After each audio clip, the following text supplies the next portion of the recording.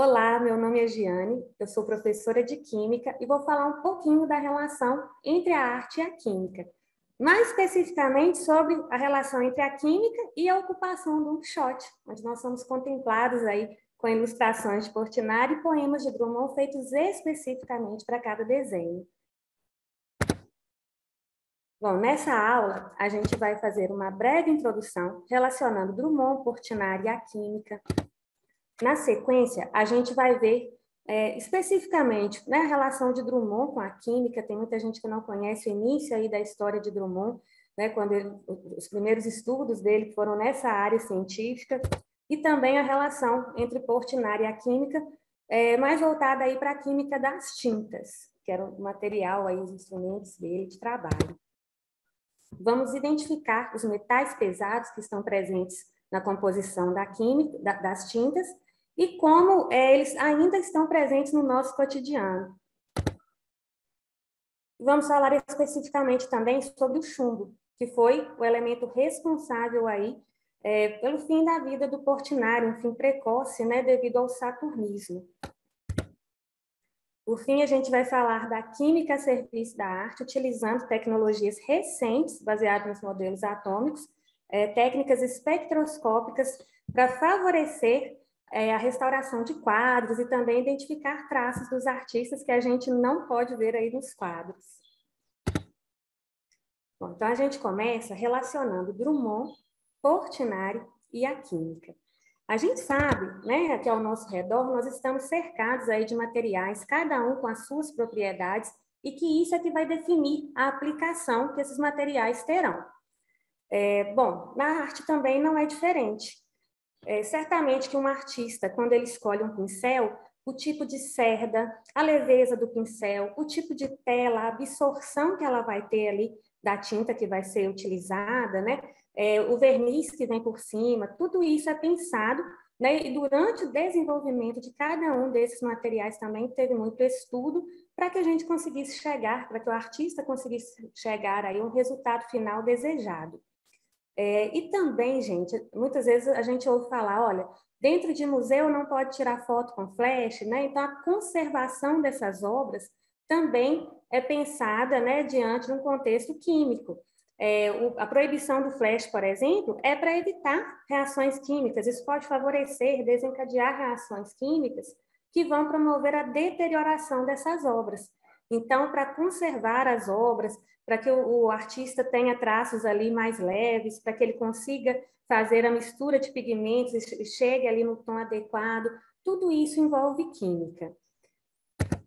O grafite, também utilizado nas ilustrações, o grafite que Drummond usa na escrita, mas não é a única relação desses artistas com a química, não. A gente vai ver nessa aula que a ocupação Dom Quixote, Portinari e Drummond não é o único elo entre eles, e que cada um teve uma relação muito próxima nessa área da ciência.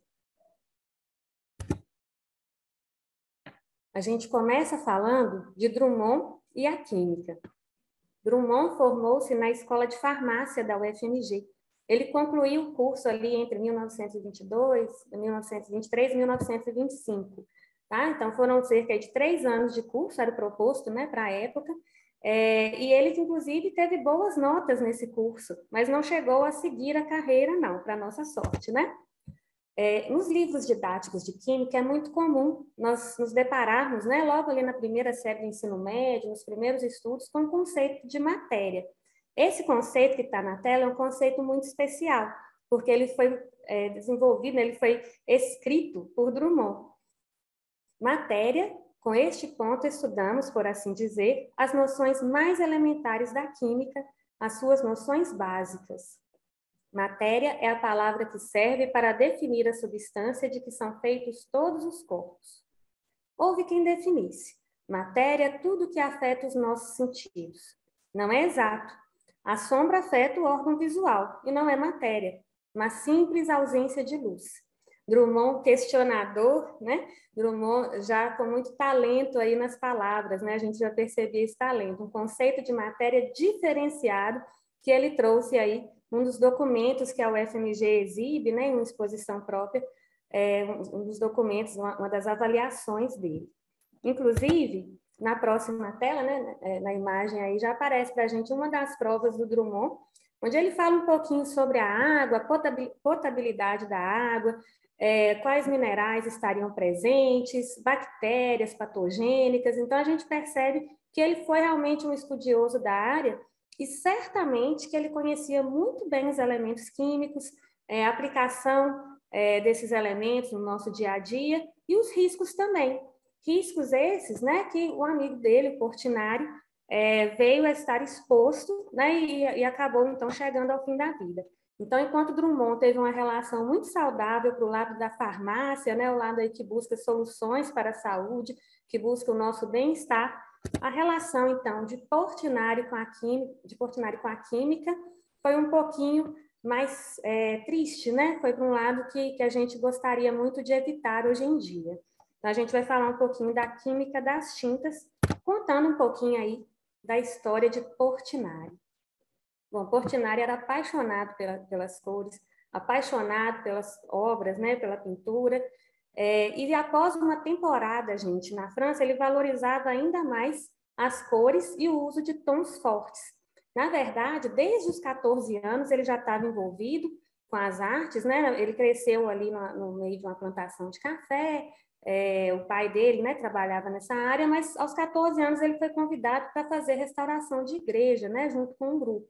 Então, desde então, ele já se expunha às tintas e aos materiais que as tintas continham, e também, provavelmente, foi da onde surgiu essa paixão dele. Na época, gente, alguns pigmentos, né, continham chumbo. Justamente para desenvolver aquele pigmento, para produzir aquela tinta, era necessário o uso de chumbo, compostos de chumbo. Era o caso, por exemplo, do branco de prata, que era um dos poucos pigmentos brancos que eram disponíveis na época. Ele era composto pelo carbonato de chumbo e pelo hidróxido de chumbo. O amarelo de Nápoles também, e o vermelho de Saturno. O vermelho de Saturno também era muito usado por Portinari, e daí também, né, do nome Saturno, é que vem o nome da doença do saturnismo, né, que foi assim que ficou conhecida essa intoxicação pelo chumbo. Esse nome vem ali da Roma antiga, né, da mitologia romana. Os romanos acreditavam que esse pigmento era um presente dos deuses, que esse composto era um presente dos deuses, então eles utilizaram muito nas tintas, mas também utilizaram até na fermentação do vinho. E não por acaso, assim, até a loucura de Nero, às vezes é atribuída a isso, porque o chumbo ele age também sobre o sistema nervoso central. Então, ele causa problemas neurológicos também. Nas tintas, gente, a maioria das tintas, elas têm pigmentos ali que são constituídos por metais, alguns metais que são pesados também. Tem metais comuns, né, metais que fazem parte mesmo do nosso ciclo biológico, e tem metais pesados, como o cádmio, o próprio chumbo. Então, nós vamos falar um pouquinho sobre cada um desses metais. O saturnismo, né, é essa intoxicação, e ela foi causada pelo óxido de chumbo, e acabou tirando a vida aí do Portinari, né, muito precocemente. A gente tem aqui à esquerda uma imagem, né, da casa Portinari, uma imagem de objetos aí do ateliê dele. A gente percebe ali algumas bisnagas, né, que estão parcialmente utilizadas, e dentre elas tem também essas três cores aí que são apresentadas: o branco de prata, amarelo de Nápoles e o vermelho de Saturno, que continham um chumbo. Agora a gente vai fazer, então, a identificação desses metais e vamos perceber como que eles estão presentes na nossa vida. Um dos metais que estão presentes nesses pigmentos é o cádmio. O cádmio é utilizado, né, para fazer pigmento amarelo, pigmento laranja, pigmento vermelho, pigmento preto, sendo que ele está sempre combinado, sempre na forma oxidada, né? Sempre combinado ali com o enxofre, com o selênio. Então, esse metal está ali presente já na forma oxidada. Então, se a gente não trabalha com pintura, né? Se a gente não é um artista, não tem todo esse talento, provavelmente a gente não vai ter problema com o cádmio, né? Enquanto metal pesado. Será? Vai sim, tá? O cádmio está mais próximo da gente do que nós imaginamos. A gente hoje é muito dependente das pilhas, das baterias, a gente fica o tempo todo conectado, é computador, é celular, joguinho de videogames, nossos filhos, né, crianças aí já têm muito contato com as pilhas recarregáveis, pilhas de níquel e cádmio. Se essa pilha tem um vazamento, a gente já tem uma exposição direta. Mas a principal causa, né, da gente ficar exposto, na verdade, é pelo descarte inadequado. Infelizmente, muitas vezes a gente não tem o cuidado de levar de volta essas pilhas a um posto de coleta. E se isso é descartado no lixo comum, é descartado de maneira incorreta, isso pode atingir lençóis freáticos, leitos de rios, chegar aí aos peixes e, de uma maneira ou de outra, acabar voltando como? Na nossa alimentação. E a gente acaba ingerindo, que é um dos maiores riscos, né? A gente vai ingerir metais pesados que vão se acumular no nosso corpo.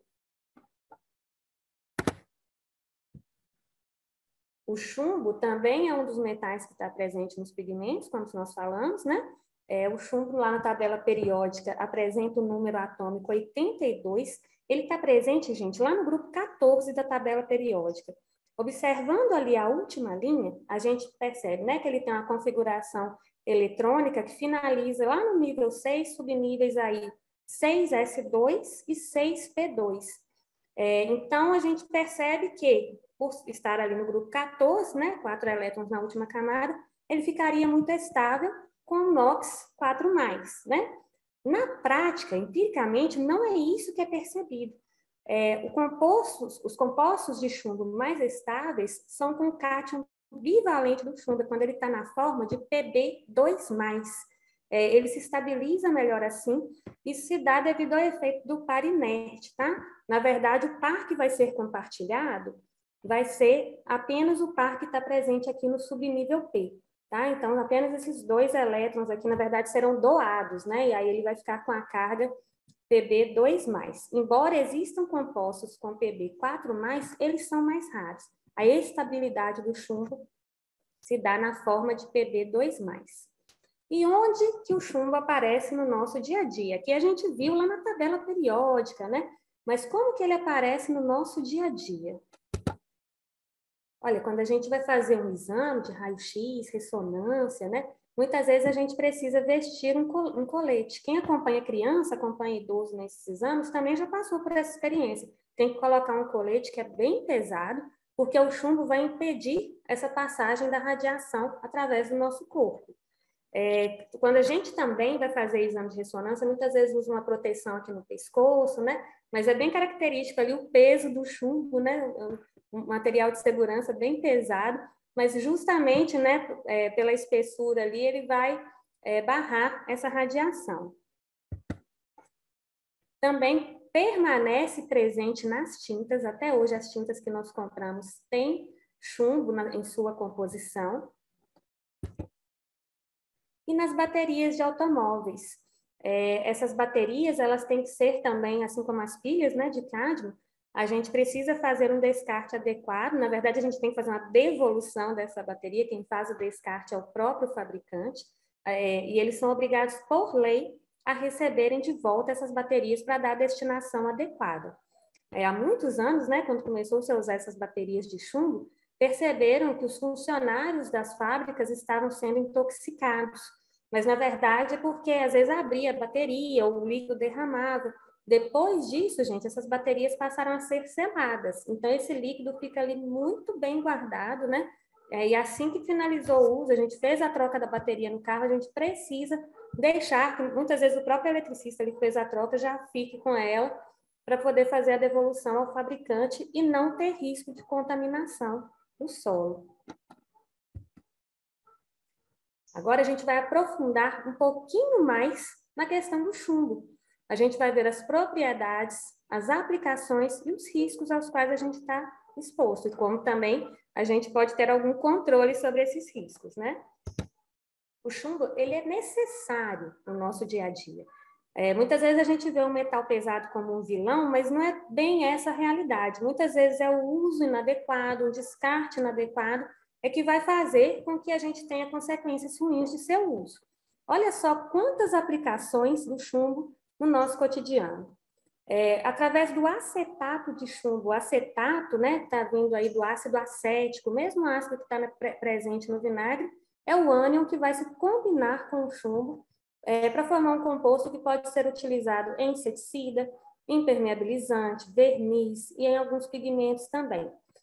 O acetato de chumbo também aparece em alguns cosméticos, a gente vai falar disso daqui a pouquinho. Carbonato de chumbo, que também é utilizado aí para fazer pigmentos, né, como pigmento. Cromato de chumbo. Aqui a gente tem uma dupla bem legal, porque o cromo, né, os cromatos também são tóxicos.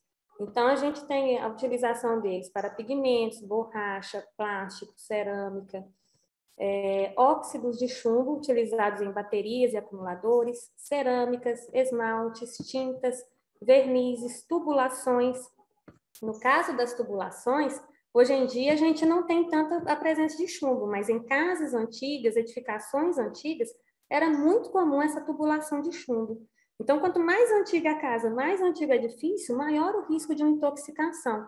Provavelmente a tinta naquela época também não tinha um controle, né, muito intenso. Então, quando essa tubulação ela fica exposta a um meio ácido, né, representado aqui por H+, porque todo ácido, né, de arrênios vai liberar H+, em meio aquoso, né? Então, a forma da gente representar é essa. Então, quando essa tubulação com óxido de chumbo fica exposta a um meio ácido, a liberação do cátion de chumbo, né? Ele fica ali em meio aquoso, e aí o risco de contaminação pelo chumbo torna-se mais intenso, né?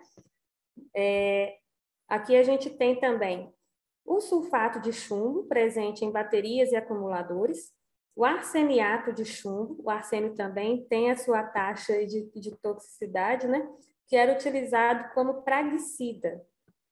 E também o chumbo já foi utilizado na confecção de munição. Daí que vem a expressão levar chumbo. Né? Na verdade, devido ao risco da contaminação do próprio autor ali do disparo, eles pararam de produzir munição através do chumbo, né? Utilizando o chumbo. Porque ali na hora do disparo acontece um aquecimento, né? Pode acontecer uma liberação do chumbo e a pessoa ser atingida ali, na verdade, ficar exposta ali, né? Ao chumbo e acabar se contaminando, ainda mais dependendo da frequência, dependendo da área que essa pessoa trabalha, se é frequente o uso, o risco é muito grande. No caso das tubulações de chumbo, até mesmo uma Coca-Cola que tem um pH ácido, né, ou um vinagre, já poderiam favorecer aí também essa liberação do cátion bivalente do chumbo. Bom, mas por que o chumbo é tóxico, né? A gente já viu que ele é útil, que ele tem diversas aplicações, que ele faz mal, que a exposição ao chumbo faz mal, mas por quê? Bom, basicamente, o chumbo toma o lugar daquilo que é benéfico para o nosso organismo. Ele faz travar alguns processos biológicos. Então, vamos ver. Ele inativa enzimas. Enzimas são catalisadores biológicos. São espécies que vão favorecer uma reação química. No nosso organismo, no nosso corpo, a gente tem reação química acontecendo o tempo todo. Porém, algumas delas não aconteceriam sem a presença das enzimas. Elas são fundamentais para a nossa vida. Quando o chumbo, né, ele entra em contato com a enzima, ele ocupa a enzima. A enzima ela tem um formato próprio, onde as substâncias participantes de uma reação química podem se encaixar. Quando essa substância, né, ganha um nome especial, ela é chamada de substrato, ela se encaixa na enzima, é um encaixe perfeito, e a enzima vai favorecer ali uma fragilização das ligações internas dessa substância. Ela vai enfraquecer essas ligações. E aí ela deixa a substância mais própria, né? Ela deixa a substância com uma facilidade para reagir com a outra substância, com outro, né, reagente químico ali.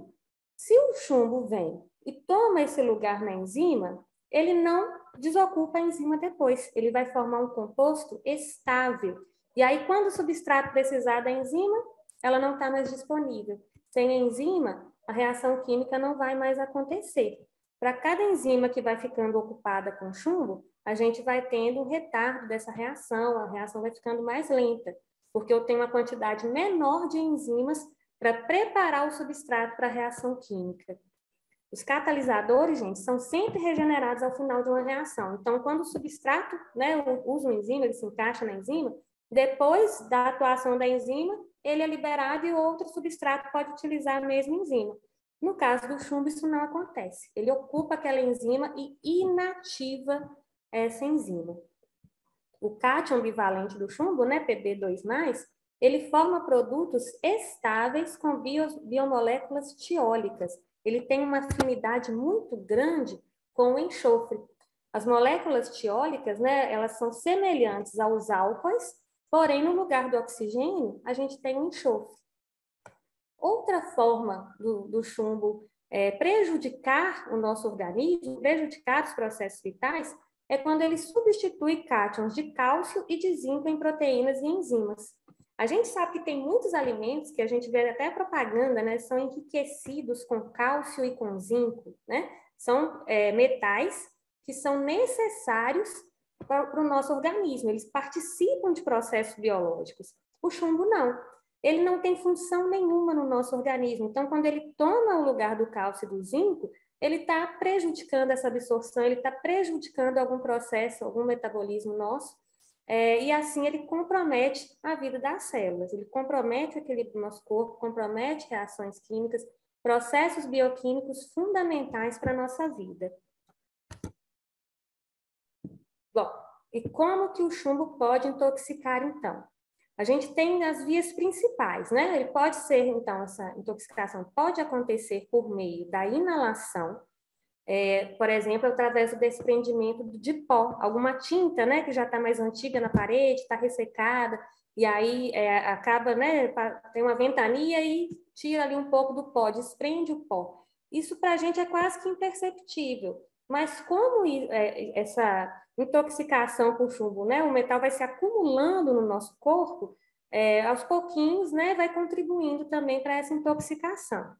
Isso é mais comum, gente, em países pobres, onde ainda não tem muita fiscalização, países mais pobres, onde não tem muita fiscalização em relação ao teor de chumbo nas tintas. A gente também tem a questão da ingestão, que é uma outra via para intoxicação, também muito comum em países pobres. Algumas crianças, às vezes, começam a descascar aquela tinta, aí prova, e aí acaba por ter a ingestão e ficar contaminada, né? Tem pesquisas que falam aí que 1 polegada quadrada de tinta, uma tinta de má qualidade, pode intoxicar até 500 crianças. Então, em países onde não tem um controle rigoroso, a referência, né, até fala da República de Gana, ali é muito complicado, né, esse controle, e aí o perigo da intoxicação é muito grande. Por ter sabor adocicado, às vezes as crianças acabam agradando ali do sabor e ingerindo. Além disso, foi identificado, né, em alguns suplementos, há alguns anos atrás, suplementos de cálcio, que tinham um certo teor de chumbo, que era superior ao o teor de chumbo, por exemplo, no leite de vaca, né? Então, já tinha uma ingestão ali que não seria adequada. Também, gente, por absorção, o contato direto com a pele. No caso dos compostos que a gente já falou, o carbonato de chumbo, né, os compostos presentes em pigmentos de tintas, isso não é comum. A nossa pele, né, não tem uma boa interação, os compostos orgânicos da nossa pele não têm uma boa interação com esses compostos inorgânicos. Mas, quando a gente tem o chumbo associado a um composto orgânico, aí essa absorção é favorecida, porque passa a ter afinidade entre a pele e o composto. É o caso, por exemplo, do tetraetilchumbo. O tetraetilchumbo, o chumbo tetraetila, né, ele já foi utilizado, inclusive no Brasil, como um aditivo para gasolina. Agora ele está proibido no Brasil, proibido em diversos países, mas alguns países ali da Ásia, da África, ainda tem o tetraetilchumbo liberado. Esse composto favorece a queima de hidrocarbonetos nos motores, ele melhora a octanagem da gasolina. Então, por muito tempo, ele foi utilizado como aditivo, mas justamente pela sua toxicidade, ele foi proibido. Então, essa via da absorção, ela é mais difícil, né, da gente acabar por ser intoxicados por chumbo, né, dessa forma. E como que a gente vai se proteger? Bom, a gente falou ali das aplicações do chumbo e muita coisa provavelmente era novidade, né? A gente não tem noção de quais objetos que a gente está tocando que pode ou não ter o chumbo. Será que a tinta, né, da cadeira, a tinta da mesa, a tinta do lápis, será que eles têm um teor de chumbo alto? Como a gente não tem esse conhecimento, né? A gente não está o tempo todo sendo informado por isso, muitas vezes não está no rótulo da embalagem, né, esse teor, a gente precisa se proteger através da legislação e da fiscalização das empresas. É a melhor maneira. A gente tem uma lei de 2008, né? A gente percebe que o Portinari faleceu muitos anos antes, a lei é de 2008, e essa lei que veio a fixar o limite máximo de chumbo permitido na fabricação de tintas imobiliárias e de uso infantil e escolar, vernizes e materiais similares, e ela também dá outras providências a respeito. Então, o lápis de cor, né, a caixinha de lápis de cor que a gente compra para criança, a tinta que está revestindo esse lápis também pode ter chumbo. O brinquedo o parquinho ali, né, a tinta que está fazendo o revestimento desse brinquedo pode ter chumbo. Há uma preocupação muito grande, principalmente com as crianças, porque uma pequena quantidade já pode levar mesmo à intoxicação. E também a questão das tintas utilizadas em imóveis, né? O teor de chumbo ali também tem que ser controlado.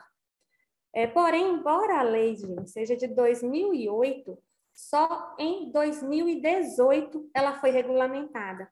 E aí, então, pode começar, né, a ter a fiscalização sobre as empresas, sobre os fabricantes.